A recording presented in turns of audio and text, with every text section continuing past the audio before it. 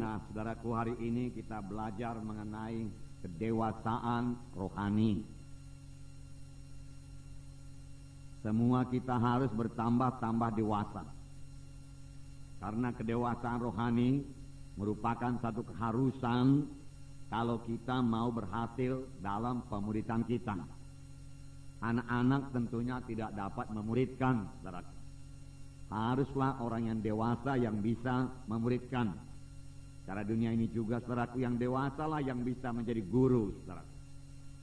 Jadi kita ini sebagai pemimpin-pemimpin kelompok sel, saudaraku, pemimpin sektor, pemimpin wilayah, kita harus bertumbuh, saudaraku, bertambah-tambah dewasa.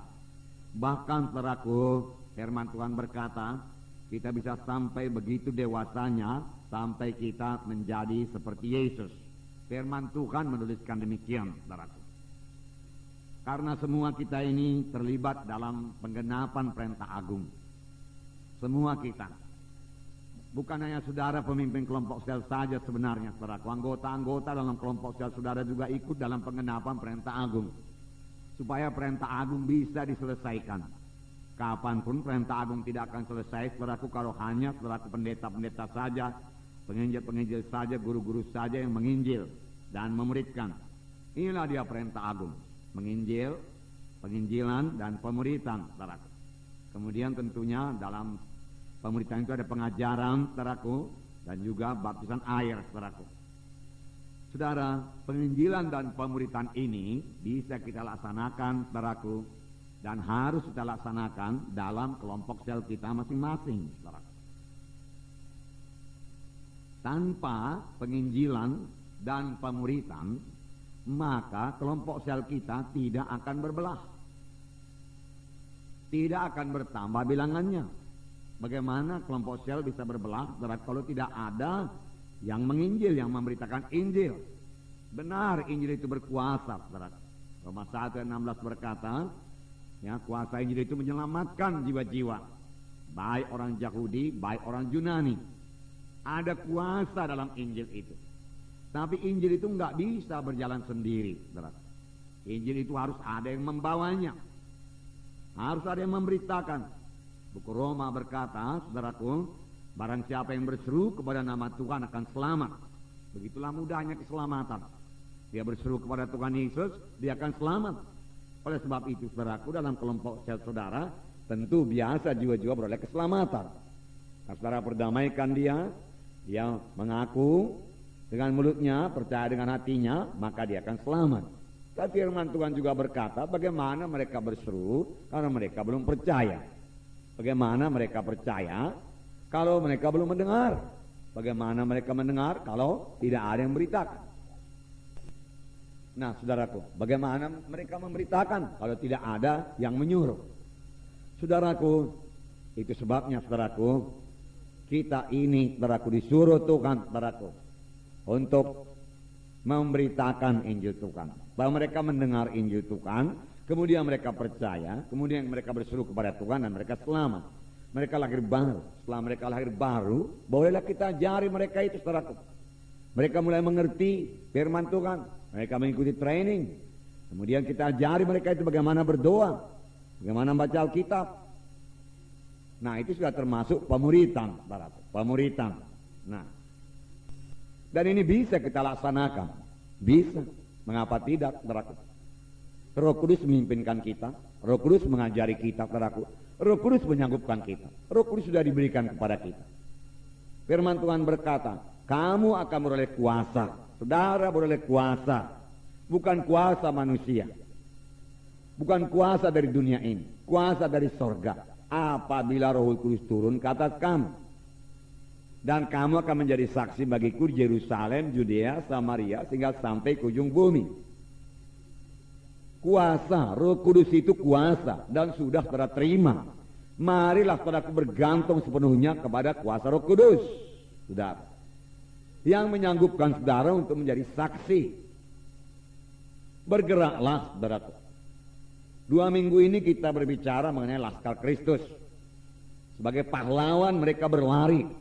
Nyatalah, saudaraku, bahwa Laskar Kristus itu berani. Ya, tidak takut. Dia maju dia ofensif, dia menyerang, dia tidak defensif, dia tidak bertahan. Saudaraku, serang, saudara. Datangi jiwa-jiwa itu, saudara. Beritakan Injil kepadanya. Saya katakan minggu yang lewat kita bisa melaksanakannya dengan ramah tamah, saudara. Ya. Roh Kudus akan memimpinkan kita. Ramah tamah ini bisa kita laksanakan, saudaraku. Karena itu buah Roh Kudus, saudaraku. Terlebih kalau kita mengasihi, kita akan ramah tamah. Amin, saudaraku. Ya. Nah, marilah kita muridkan, saudaraku, jiwa-jiwa anak-anak Tuhan di kelompok sel kita. Karena kalau semua anggota kelompok sel saudara anak-anak, bagaimana bisa menginjil? Bagaimana pula bisa memuridkan?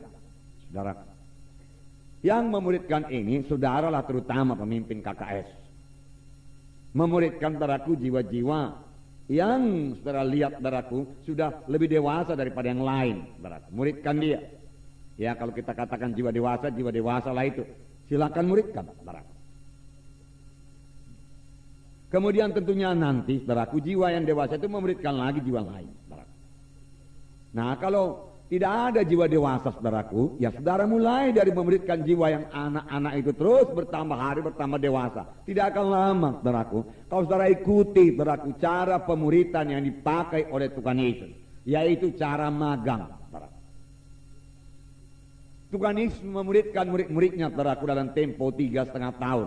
Dan murid-muridnya sungguh sangat teguh, mengerti jalan Tuhan, bisa meneruskan pekerjaan Tuhan, saudaraku, dan bisa memenangkan dunia ini buat Tuhan Yesus. Menyampaikan maksud Tuhan betul-betul, saudaraku. Dalam tempo 3,5 tahun, saudaraku. Nah, cara apakah yang dipakai Tuhan Yesus, saudaraku? Ya, kalau kita menyebutnya dengan cara magang. Tetapi kita mengetahui, saudaraku, bahwasanya murid-murid itu banyak sekali, saudaraku, bersekutu dengan Tuhan Yesus. Banyak sekali bersama-sama dengan Yesus. Inilah cara magang, saudaraku. Jadi, saudaraku, dalam kelompok sel, saudaraku, saudara muridkanlah itu. Okelah, berkhotbahlah, saudaraku. Jangan terlalu lama berkhotbah, 15 menit saya pikir sudah cukup. Saudaraku, kemudian saudara perlu mengenali jiwa-jiwa saudara itu. Amin, saudaraku. Bagaimana saudara memuridkan kalau saudara tidak kenal dia? Ya, apa yang perlu kepadanya? Ya. Saudara tidak tahu apakah dia baca Alkitab atau tidak. Saudara nggak tahu apakah dia bisa berdoa apa tidak, saudaraku. Saudara nggak tahu apakah dia sudah menginjil apa tidak, saudaraku. Saudara nggak tahu apakah ikatannya sudah lepas apa tidak, saudaraku. Kalau saudara tidak, bicara dengan dia, saudaraku. Ya. Saudara nggak tahu, saudaraku, bagaimana latar belakangnya, saudaraku. Ya. Udah jadi sepintas tahu saudara boleh melihat ini jiwa pemalu, ini jiwa ya berani bersaksi, ini jiwa bisa menyanyi, ini tidak bisa menyanyi. Ya sampai sedemikian saja, saudaraku. Tapi bagaimana saudara bisa menolong persoalannya itu? Misalnya satu jiwa pemalu, saudaraku. Kalau saudara tidak bicara kepada dia, saudaraku, bagaimana saudara bisa mengatasinya itu, saudaraku? Ya. Kalau yang sakit, oke lah. Siapa yang sakit, saudara berkata diangkat tangan, dan saudara boleh berdoa, saudara. Tetapi ada yang sakit rohani lah kita katakan, saudara. Ya, dia nggak berani bicara di depan orang ramai, saudara.